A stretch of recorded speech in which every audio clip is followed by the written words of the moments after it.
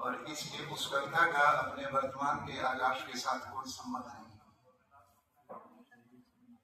क्या ये सच है? आज 27 फरवरी 2026 में हम बातचीत कर रहे हैं, बहुत सारी बातें हमारे सामने आई। भारत की महानता, उसकी सांस्कृतिक चेतना, प्रसाद की चिंताएं, प्रसाद का प्रेम, उनका सौंदर्य बोध, और ठीक इस सभागार से बाहर एक विश्वविद्यालय है जिसमें तमाम विषयों के लोग पढ़ रहे हैं। इस विश्वविद्यालय से बाहर एक सड़क है जिसमें लगभग ऐसी अनुभूति होती है कि नदियों में जैसे पानी बहता है वैसा ट्रैफिक है और आप बहुत आसानी से सड़क पार नहीं कर सकते। अगर कर लेते हैं तो आप उसे अपना सौभाग्य और दक्षता मान सकते हैं।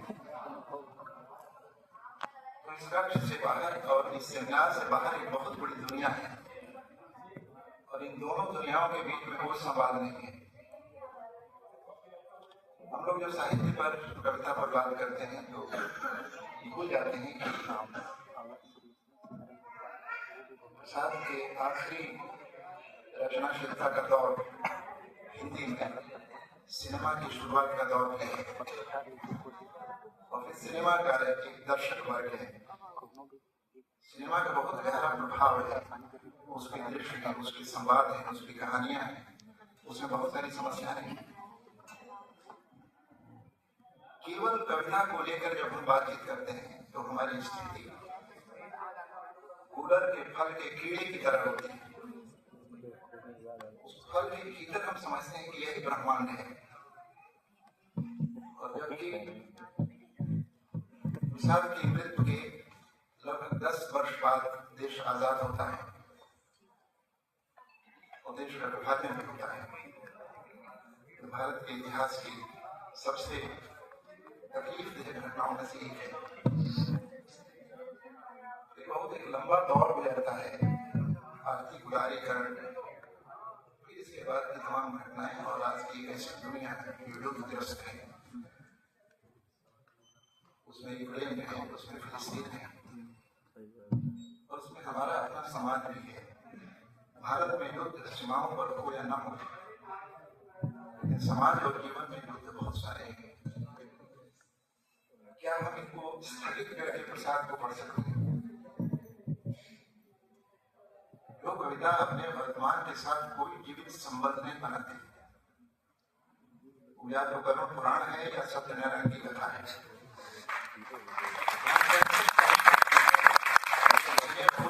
महान है, बहुत बड़े हैं, लेकिन हम उसको किस तरह से स्वायत्त करें? प्रसाद की महानता की चर्चा के क्रम में ही आज लोगों के दिमाग में बात रही होगी कि खाना ठंडा हो रहा है। इस ठंडा होते हुए खाने और प्रसाद की कमाई के बीच कैसा रिश्ता बनाए? तो मैं कुछ बातें आपके सामने रख रहा हूँ। मुझे लगता है कि प्रसाद को बहुत श्रद्धा से देखने की जरूरत नहीं है। किसी रचनाकार को या किसी विचारक को श्रद्धा से देखना उसकी प्रचंड हत्या है। प्रसाद पर विचार करने की जरूरत है और सभी वक्ताओं के वक्तव्य का मैं सम्मान करता हूँ, लेकिन प्रसाद समाधान के रचनाकार नहीं है। प्रसाद जहाँ भी समाधान देते हैं वहाँ असफल होते हैं। तो प्रसाद बुनियादी तौर पर क्या करते हैं? दो तीन बातें हमें ख्याल में रखनी चाहिए। एक तो ये है कि प्रसाद औपनिवेशिक काल के रचनाकार हैं। देश के गुलाम है, ब्रिटिश शासन के अधीन भारत है। उस औपनिवेशिकता के साथ प्रसाद का क्या संबंध बनता है? क्या वे किसी आजादी का स्वप्न देखते हैं? राजनीतिक आजादी के स्वप्न का कोई चिन्ह प्रसाद में नहीं है। ऐसा क्यों है? इतना प्रबुद्ध रचनाकार, गांधी का असर है पूरे देश पर। उस दौर में भी प्रसाद लिखे हैं, लेकिन बहुत सीधी चीजें उसमें नहीं दिखाई देती। इसलिए मुझे लगता है कि प्रसाद का अध्ययन भी उपनिवेशीकरण के संदर्भ में होना चाहिए। तो उपनिवेशवाद की दो बड़ी समस्याएं हैं। एक समस्या तो राजनीतिक है, वो राजनीतिक तौर पर उपनिवेश को गुलाम बनाता है, उसका आर्थिक शोषण करता है। प्रसाद इस पर कुछ भी नहीं कहते, क्योंकि प्रसाद को ये बात अच्छी तरह से पता है कि राजनीतिक गुलामी का सबसे बाहरी संस्करण है। राजनीतिक गुलामी से आप बहुत आसानी से मुक्त हो सकते हैं। वास्तविक गुलामी सांस्कृतिक होती है, और इसलिए प्रसाद का पूरा काव्य जगत, मैं नाटक वगैरह में बहुत नहीं जा रहा हूँ, लेकिन प्रसाद का जो पूरा काव्य जगत है वह इस देश को उसकी सांस्कृतिक गुलामी से मुक्त करने का प्रस्ताव भी देता है और उसका स्वप्न भी देखता है। प्रसाद की कविता प्रस्ताव और स्वप्न के किनारों के बीच निर्मित होने वाली और बहने वाली कविता है। आज का जो विषय है, राष्ट्र, समाज और संस्कृति, इन तीनों को थोड़ा हम समझने की कोशिश करें कि प्रसाद की कविता के मानचित्र में लोकेशन इन तीनों की क्या है। तो पहले हम राष्ट्र को देखते हैं। दरअसल हमें लगता है कि रीतकाल खत्म हो गया है, लेकिन रीतकाल कहीं खत्म नहीं हुआ है। हम लोग प्राय कोट करते हैं कि हिमालय के आंगन में प्रथम किरणों का देवकुमार, या इस तरह की बहुत प्रत्यक्ष सीधे तौर पर जो उन्होंने राष्ट्र और भारत को लेकर कहा है, अरुण यह मधुमेह देश हमारा। प्रसाद की राष्ट्रीयता वहां नहीं है। प्रसाद की राष्ट्रीयता वहां है जहां दिखाई नहीं पड़ रही है। क्या नहीं दिखाई पड़ रहा है कि राष्ट्र का संचालन कैसा होगा, राष्ट्र की बागडोर जिसके हाथ में होगी वो नायक कैसे होंगे। हम लोग आसानी से कहते हैं चंद्रगुप्त नायक नहीं, चाणक्य और स्कंदगुप्त जैसा चाहिए। आजादी के बाद के हिंदुस्तान के इतिहास में नायकों का पोस्टमार्टम करके देखें, कितना चाणक्य हम बचा पाए और कितना स्कंदगुप्त हम बचा पाए। अधिकार सुख कितना मादक और शालीन है, यहाँ से स्कंदगुप्त शुरू होता है। दरअसल प्रसाद का जो साहित्य है वो हमें एक अफसोस के चौराहे पर खड़ा करता है, और हम सोचते हैं कि काश हमारे पास एक स्कंदगुप्त होता या हमारे पास एक चाणक्य होता। प्रसाद की रचनाशीलता हमारे भीतर की ऐतिहासिक रिक्तता को छूती है, और इसलिए हम बेचैन होते हैं, हम उदास होते हैं। जो रचना हमें सुख के वृंदावन में ले जाती है वो रचना तृप्ति भी नहीं होती। सुख हमेशा बुलबुलों की नींद से ग्रस्त होता है, बुलबुले की तरफ उठते हैं और फूटते नहीं। दुख हमारा वायुमंडल है, और जो सभ्यताएं दुख को सहेजना भूल जाती है वे बर्बाद हो जाती है। इसके प्रसाद ने इस राष्ट्र की बात की थी, वो स्टेटमेंट में नहीं है, वो वक्तव्य में नहीं है।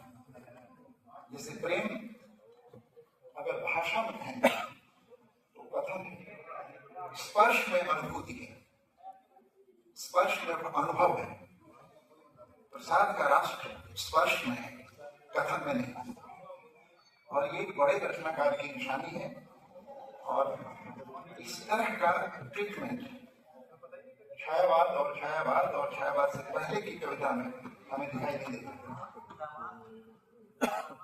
दूसरा सवाल ये है कि एक रचनाकार अपनी परंपरा के साथ कैसा रिश्ता बनाता है। विश्वविद्यालयों में मोटे तौर पर, खासतौर पर वामपंथी आलोचना यह मानती है कि प्रसाद परंपरा के कवि हैं। क्या प्रसाद वाकई परंपरा के कवि हैं या परंपरा से घिरा के कवि हैं? मुझे लगता है कि प्रसाद परंपरा से घिरा करते हैं, और हिंदुस्तान की जो पूरी परंपरा है उसमें ये विरोधाभास है। वह निवृत्ति को पूजती है, निवृत्ति को स्वीकार करती है। इसलिए इस देश के सांस्कृतिक मानस में राजाओं को नहीं, सन्यासियों को याद रखा। बुद्ध के बाद पता नहीं कितने राजा आए और चले गए, लेकिन हमारे सांस्कृतिक मानस में कोई राजा नहीं है, सन्यासी है। तो जो निवृत्ति है उसको प्रसाद ने अस्वीकार किया और कहा कि जीवन निवृत्ति नहीं जानता, जीवन उत्सव है। जीवन उत्सव है, इसका मतलब है कि जीवन में इच्छाएं हैं। इच्छाओं का जो सघन रूप है वो काम है। काम वरेण्य है, क्योंकि काम से सृजन संभव होता है। निवृत्ति का निषेध किया कामायनी में यह कहकर, काम मंगल से मंडित श्रेय सर्व इच्छा का है परिणाम। जो दुनिया दिखाई पड़ रही है ये इसी काम के कारण है। लेकिन तब सवाल ये है कि इच्छा जो शब्द आया, इच्छाओं और जीवन के बीच कैसा संबंध बने? इच्छा अगर अनियंत्रित है तो वह सभ्यता को अराजक भोगवाद की तरफ ले जाएगी। इच्छाओं में और एक वैश्विक मानवता में संतुलन बिंदु की तलाश, छटपटाती हुई तलाश प्रसाद के यहाँ है। इसलिए सुख जरूरी है, लेकिन सुख का संग्रह नहीं। अगर तुम केवल सुख का संग्रह करोगे तो एक दिन तुम्हारी सभ्यता जम गए निर्धन की तरह और जल प्रपात की तरह हो जाएगी। सुख केवल सुख का वह संग्रह केंद्रीभूत हुआ इतना। अगर केवल सुख बटोरते रहोगे तो जमी हुई झील में बदल जाओगे। इसलिए इच्छाओं को पनपने दो, लेकिन इच्छाओं को कहो कि वो तुम्हारी औकात में है। इच्छाओं के नियंत्रण हो तुम। शायद प्रवृत्ति मार्ग का समर्थन करते हैं, लेकिन शायद इच्छाओं से मनुष्य के संकल्प को बड़ा मानते हैं। और ऐसा तभी हो सकता है जब हमारे पास कोई न कोई एक विश्व दृष्टि हो। वो विश्व दृष्टि क्या है? अपने में सब कुछ भर कैसे व्यक्ति बिना विकास करेगा। आप सभी लोग जानते हैं कि इस दुनिया का जो 80% धन है वो दुनिया के केवल 10% लोगों के पास है। और ये जो आपको युद्ध, हिंसा, बेचैनी, अराजकता दिखाई पड़ रही है, ये पुलिस थानों की कमी की वजह से नहीं है। हमने ऐसी सभ्यता निर्मित कर दी है जिसमें बहुत असंतुलन है। इच्छा और मनुष्य के विवेक के बीच की संबंधहीनता की परछाइयां हैं जो दिखाई पड़ रहा है। और तीसरी और आखिरी बात इस संदर्भ में ये, प्रकृति और मनुष्य के संबंध की रक्षा। अगर हमारी इच्छाएं नहीं कर पा रही हैं तो विनाशकारी हैं। और हमारे समय का जो समूचा भोगवाद है वो मूलतः प्रकृति के विनाश पर टिका हुआ है। इसलिए कामायनी में जो प्रलय है वो प्राकृतिक घटना नहीं है, वह देव सभ्यता के उच्छृंखल, आत्म केंद्रित, अनियंत्रित भोगवाद की अनिवार्य परिणति है। पुराणों में अभी तक प्रलय की तमाम घटनाएं एक चक्र का परिणाम थी। शुरू होगा सतयुग से और कलयुग में प्रलय होगा और फिर सतयुग शुरू हो जाएगा। कोई सतयुग कलयुग नहीं है। इतनी विचित्र बात है कि जिस देश में मूर्ति पूजा इतनी महत्वपूर्ण हो, उस देश के एक सबसे बड़े कवि के पास कोई मूर्ति नहीं है और कोई मंदिर नहीं है। यह अकारण नहीं है। इसका मतलब है कि धर्म का जो अनुष्ठानिक रूप है वह समाज को संकीर्ण बनाता है और मनुष्य के चित्त को पराधीन कि प्रकृति और मनुष्य के बीच के स्वाधीन संबंध की कल्पना पर कामायनी अपने पंख खोलती है। और इसलिए आप देखेंगे कि कामायनी के अंत को लेकर बहुत बात होती है, लेकिन मनोवैज्ञानिक यह मानने लगे हैं कि अगर अब कहीं कोई विकल्प है और हो सकता है, तो ये जो विजनबद्धता है सभ्यता की, इससे बाहर निकलना पड़ेगा। ये अभी बात हो गई है कि वीक एंड में दिल्ली वाले लोग पहाड़ों को रौंदने के लिए गाड़ी उठाते हैं और शराब उठाते हैं। दरअसल वो प्रकृति देखने नहीं, वो प्रकृति को नष्ट करने जाते हैं।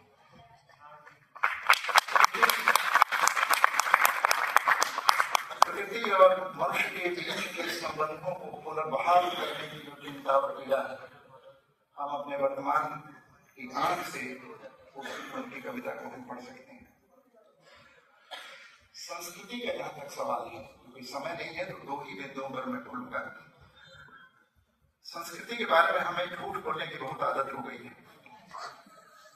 भारत की संस्कृति बहुत महान है, पता नहीं कहां से महान है, लेकिन है, ऐसा हम कहते हैं। लेकिन जो हमारा सांस्कृतिक कोर है उसको कैसे देखें? मुझे लगता है कि दो चीजों पर संस्कृति रिफ्लेक्ट करती है, अपने को प्रतिबिंबित करती है। एक तो सौंदर्य रूप पर। प्रसाद के यहाँ सौंदर्य कैसा है, सौंदर्य के बारे में हम क्या कहते हैं महत्वपूर्ण नहीं है, सौंदर्य कैसा है।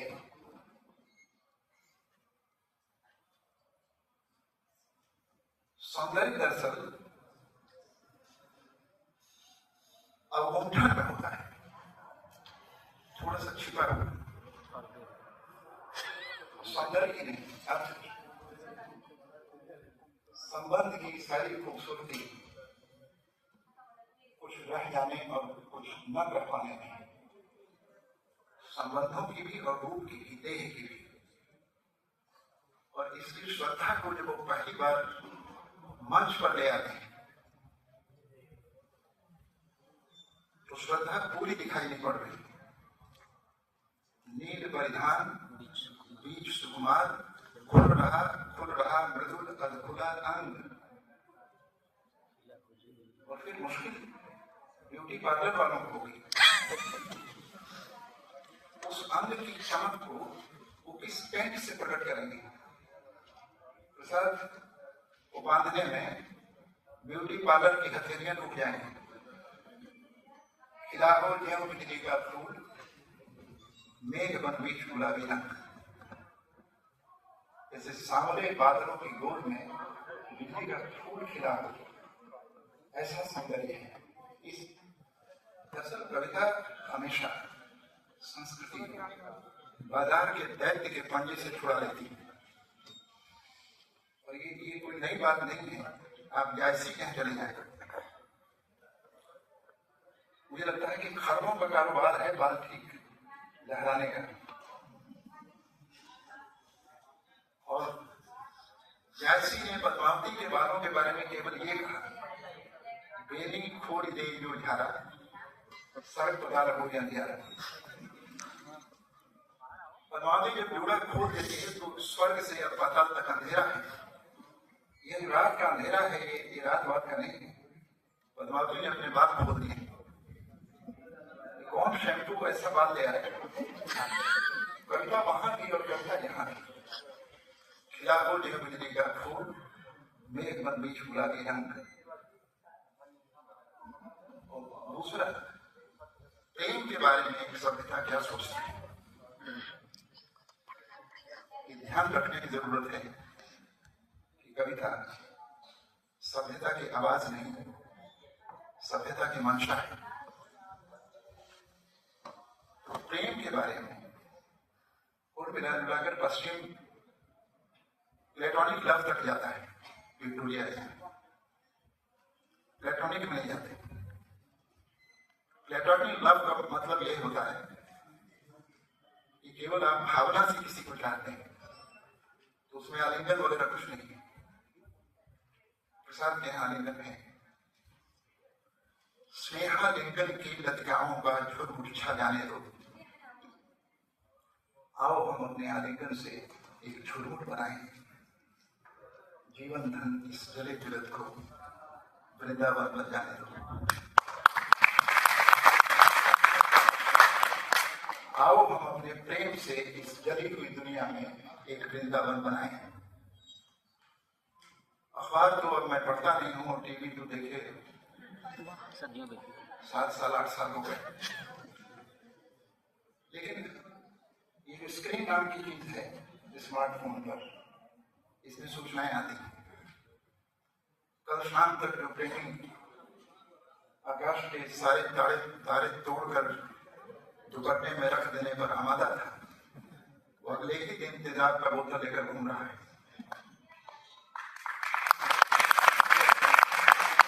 ऐसा है तो है, जीवन धन इस जले जगत को वृंदावन बन जाने दो। यह प्रेम की भारतीय नहीं, यह प्रेम की मानवीय अवधारणा है। प्रसाद भारत के कटोरे में औंटे जाने वाले दूध नहीं है। प्रसाद की सीमा भारत से बड़ी है। इसलिए वे प्रेम और सौंदर्य के बारे में जो स्वप्न देखते हैं वो सभ्यताओं का स्वप्न है। जैसे तुलसीदास का राम राज्य हकीकत नहीं, सभ्यताओं का स्वप्न है। और मुझे लगता है कि सभ्यताओं के आखिरी सपने जहां बचेंगे वो कविता का घोंसला होगा। कविता के घोंसले की इस पूरी परंपरा में प्रसाद की कविता भी एक घोंसला है और इसे ध्यान से देखने की जरूरत है। धन्यवाद।